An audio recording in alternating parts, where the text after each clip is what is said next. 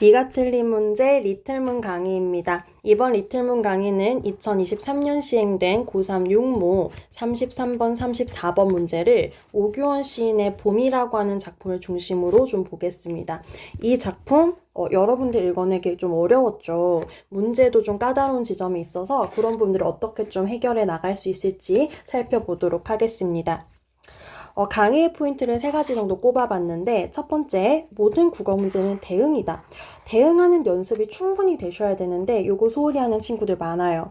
여러분 거의 대부분의 국어 문제는 지문이 제시가 되죠. 그리고 문제 선지가 나오게 되면 지문에 있는 내용이 선지에 있는 이 진술과 짝 지어지는 부분이니 대응이 되는 게 맞니? 라고 물어보는 게 모든 국어 문제의 본질이잖아요. 그래서 항상 대응하는 연습을 꼼꼼하게 하셔야 됩니다. 그거 같이 해볼 거고요.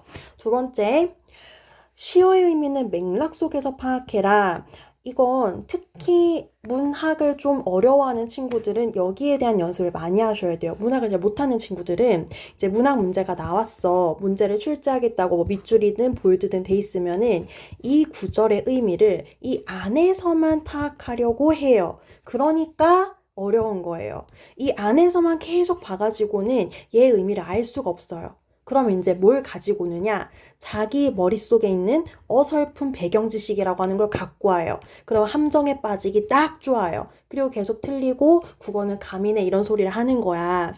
자, 특히 문학에서의 구절의 의미는 얘가 어떤 맥락에 위치해 있는가, 얘가 어느 지점 위치해 있는지 맥락을 파악해서 맥락 안에서 얘를 파악하는 연습이 충분히 되셔야 됩니다. 그게 어떻게 하는 건지 좀 보여드릴 거고요. 세 번째, 이제 좀 어려운 문제들 같은 경우에는 숨겨놓잖아요, 의미를. 그러니까 겉으로 지문이든 보기 같은 데다 딱 알려주질 않고 살짝 숨겨놓은 다음에 얘도 이렇게 봐도 돼? 하는 식으로 추론하게끔 하는 문제가 나오게 됩니다. 그러면 추론하는 문제 역시 출발은 대응이에요. 이게 무슨 소리인가 하면은 지문 내용끼리의 대응 혹은 지문과 보기 사이의 대응을 하게 되면은 지문 전체의 큰 뼈대를 우리가 볼 수 있게 됩니다. 뼈대 맥락을 세우는 걸 항상 소홀히 하시면 안 돼요, 여러분들.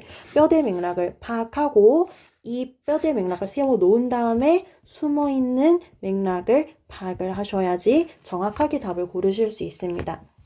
정리하면 대응을 통해서 맥락의 뼈대를 세워야 추론이 필요한 고난도 문제까지 풀 수 있다라는 게 오늘의 레슨이 되겠고요. 자, 문제 풀어봐야 되겠죠? 보도록 할게요. 34번 문제부터 볼 텐데, 자, 보기를 보시면 언어의 가능성에 대해서 시인의 탐구를 보여주는데, 제가 노란색, 주황색, 초록색 형광펜 쳐놨죠, 여러분들. 언어를 사용함으로써 대상을 파악할 수 있는 이 부분이 시의 어떤 구절에 정확히 대응되는지 형광펜 한번 그어보세요. 자, 그리고 다시 언어에 구속되는 한계가 나타나는 지점은 어딘지 시에서 형광펜 그어보세요.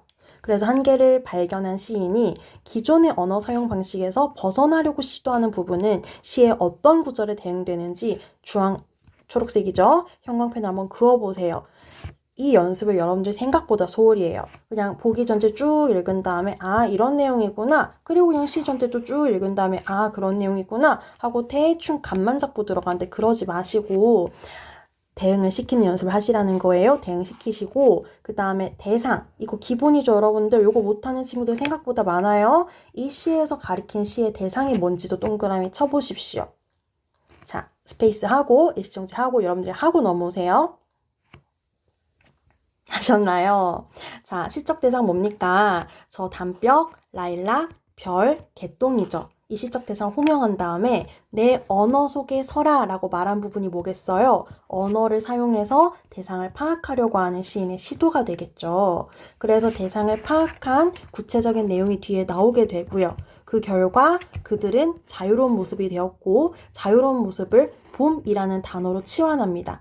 그래서 봄은 자유다까지 연결이 되는 거예요. 여기까지 연결을 좀 하셨어야 됐겠습니다. 그러면 다시 언어의 구속이 된다라는 내용은 어디랑 대응될까요? 봄이 자유가 아니라면 이 부분과 대응되겠죠. 구속은 자유와 상반되는 말이니까 자유가 아니다라고 하는 인식이 나오는 지점이 언어에 구속되는 지점이다라고 우리가 대응을 시킬 수 있을 겁니다. 그러면 이 한계를 인식한 시인이 어떻게 할 거예요? 지옥이라고 하자. 그래, 봄은 지옥이다. 봄을 지옥이라고 하자라고 부르는 것이 기존의 언어 사용 방식에서 벗어나려고 하는 시인의 시도가 될 수 있을 겁니다. 그래서 이렇게 대응을 시키게 되면은 시의 전체 뼈대가 서는 거예요. 질문 한번 할까요? 이 시에서 그래서 이 화자가 궁극적으로 지향하려는 게 뭘까요? 시인이 지향하려는 게 뭘까요? 하나의 단어를 든다 라고 하면 자유예요. 지금 이 시에서 시인은 두 가지 행위를 합니다. 첫 번째, 언어 사용을 통해서 대상을 파악하려고 하는 시도. 두 번째, 기존의 언어 사용 방식에서 벗어나려고 하는 시도. 둘 다 왜 하는 거예요? 궁극적으로 추구하는 건 자유인 거예요. 그래서 여러분들 이 시에서 자유는 1번 자유와 2번 자유가 있습니다. 한계를 인식하고 한계에서 벗어나려고 하는 새로운 시도를 기점으로 여기를 이제 중간 기점을 삼아서 새로운 시도하기 전의 자유가 첫 번째 자유예요. 언어를 사용해서 대상을 파악해서 대상을 파악한 결과 그 모습이 자유야 라고 하는 인식하는 첫 번째 자유가 있어요. 다시 1번 자유, 언어 사용을 하여 대상을 파악하려고 하는 시도가 결국에는 궁극적으로 추구하는 게 뭐예요? 자유를 누리려고 한 거예요. 근데 이 자유에 뭐가 있어요? 한계가 있었다는 걸 인식을 한 거예요. 그래서 이 한계에서 벗어나려는 시도를 했고요. 이게 두 번째 자유가 되는 거겠죠. 이 두 번째 자유는 기존 언어에서 벗어나려는 시도를 했고 그 시도 뒤에 얻게 된 두 번째 스텝의 자유다. 그래서 1번 자유와 2번 자유를 구분할 수 있는 능력. 그래서 언어 사용을 통해서 대상을 파악하려고 하는 것이 자유를 누리려고 하는 시도였구나 하는 숨어있는 맥락까지 파악한다면은 시의 굵직한 뼈대를 잘 이해했다라고 볼 수 있어요. 그래서 34번에 5번 선지도 보시게 되면 답은 3번인데 5번 선지도 보시게 되면은 함정을 뭘 만들고 있냐면 제한이라는 말로 함정을 만들고 있는 거예요. 그래서 가능성을 실현해서 대상의 움직임을 보는데 자신이 제한한 의미에 따라가 아니었잖아요. 그래서 이 시의 궁극적인 뼈대는 최종적인 목표는 자유이기 때문에 그럼 오답지를 만들 때는 자유가 아닌 지점으로 오답지를 만드는구나 하는 것들까지 눈에 좀 보였으면 좋겠고요. 자, 그래서 이제 더 어려웠던 문제. 정답률 40%에 있었던 33번 문제를 좀 보게 되면은 답은 일단 5번이었습니다. 5번이었는데 5번을 못 고른 굉장히 많은 친구들이 3번을 많이 골랐어요. 그럼 일단 3번이 왜 뭔가 적절하지 않아 보였을까? 뭐가 여러분들을 헷갈리게 만들었을까 하면은 이 개별성이란 단어 때문에 그랬을 거거든요. 지금 보시게 되면 나의 화자는 대상들 각각의 모습에 주목하여 그럼 여기 보기에 있어. 어디 갔니? 화자가 주목하는 대상들 해서 화자가 대상들 각각의 모습에 주목했다란 말 요렇게 있으니까 여기까지는 알겠네 했는데 이 주목하여 개별성을 드러내고 있다고 하는 게 괜찮아? 개별성이라고 하는 단어가 보기에 없는데 이거 내가 판단을 해야 돼? 맞나? 아닌가? 아리까리한 거예요. 여러분, 그러니까 이런 건 뭘 좀 공부를 하신 게 좋냐면 평소에 공부를 하실 때 선지에 나오는 단어 하나하나에 대해서 조금 더 섬세하고 예민하게 생각하고 판단하는 훈련이 좀 쌓여 있으셔야 돼요. 개별성 모르는 친구가 고3 중에 몇 명이나 있겠어요. 거의 다 안다고 생각했을 거란 말이야. 근데 이게 내가 안다고 생각했던 단어가 선지에 딱 나왔는데 보기에 근거 없어. 너가 판단해야 돼. 맞나? 아닌가? 아리까리하단 말이에요.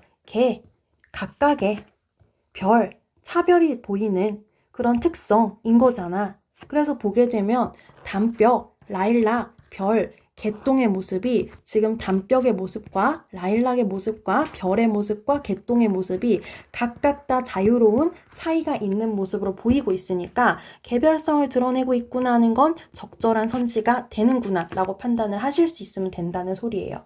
아시겠죠? 그래서 3번은 그렇게 지나가면 되고 적절하지 않은 게 5번인데 5번이 왜 틀렸냐라고 하면 화자는 단벽 안에서 봄과 같은 세계를 대상들과 공유하려 하고 있어 해서 단벽 안에서가 지금 틀린 거거든요. 얘 때문에 틀린 거예요.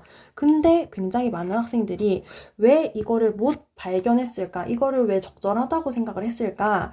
여기를 좀 다음 수능에서 잘 마치려면 어떤 지점 훈련이 돼야 되냐 하면은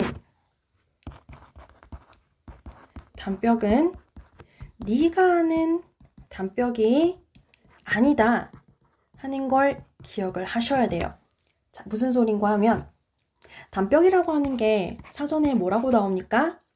이렇게 벽을 세워가지고 공간을 둘러막는, 그래서 공간을 제한하는 벽이 담벽이잖아요.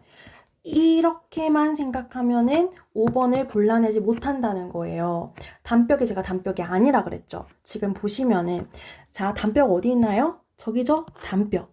담벽은 내 언어의 담벽이 되고 해서 이 담벽은 담벽, 담벽, 라일락, 별, 개똥, 이 모두일이와 모두라고 하는 단어로 이렇게 싹 모이게 되는 시적 대상인 거예요.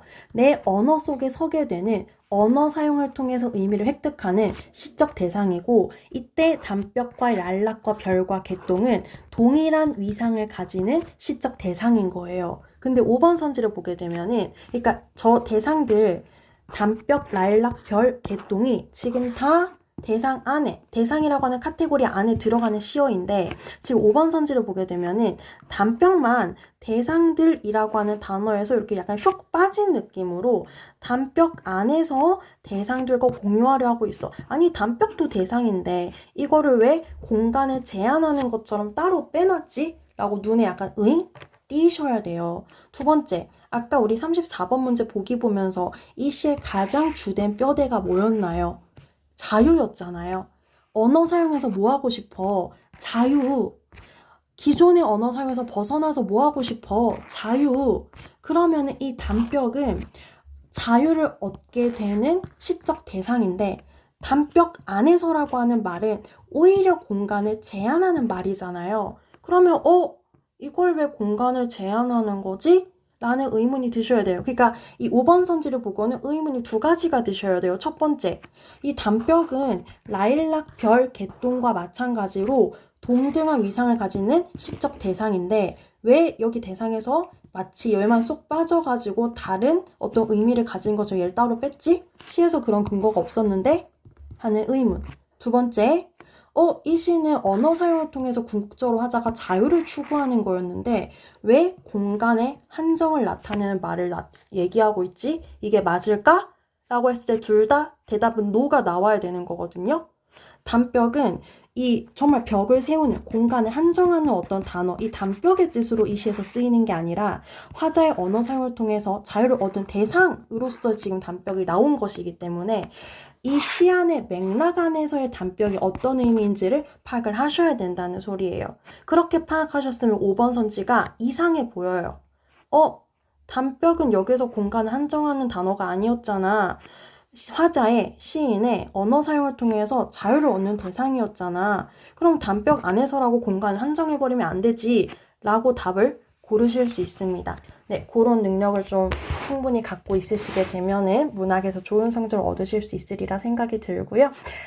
이번 리틀문 강의는 여기서 마치도록 하겠습니다. 다음 강의에서 만나요.